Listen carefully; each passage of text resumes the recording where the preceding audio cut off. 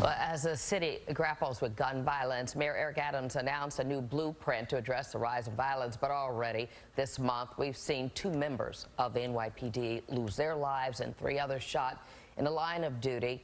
Last week, a detective was shot in the leg during a drug bust on Staten Island. Police commissioner hailed the detective as a hero as he continued to shield other officers from the gunfire after even being shot himself. Joining us tonight, Paul DiGiacomo, president of the Detectives Endowment Association, also the labor union for New York detectives. Paul, good to have you with us tonight.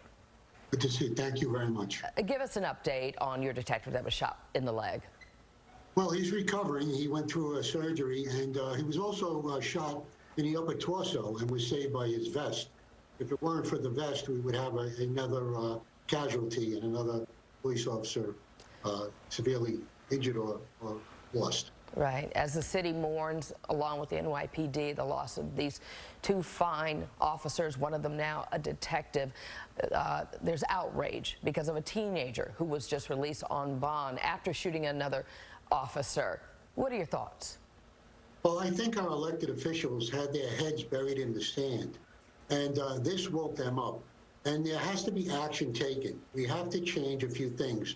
We have to change the bail reform laws to give judges discretion to keep the dangerous people in prison, the discovery laws, and raise the age. And there has to be a mandatory minimum time in jail for possessing an illegal firearm. That will drastically cut down on the violence in this city and the state. Yeah, as you talk about raising the age, there's a lot of pushback from some of the top New York lawmakers, though. Yes, but the reality, the facts are the facts, that there are teenagers that are carrying guns that are shooting people throughout the city of New York.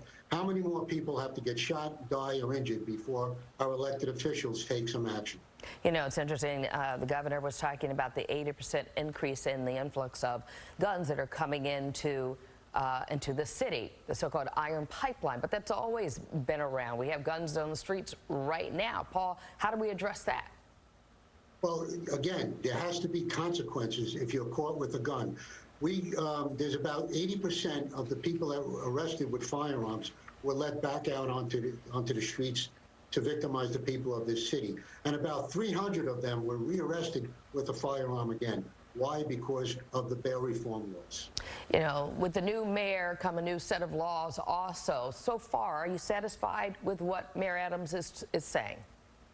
Well, he's moving in the right direction, and he's concerned about the safety of his police department and the people that live in this city.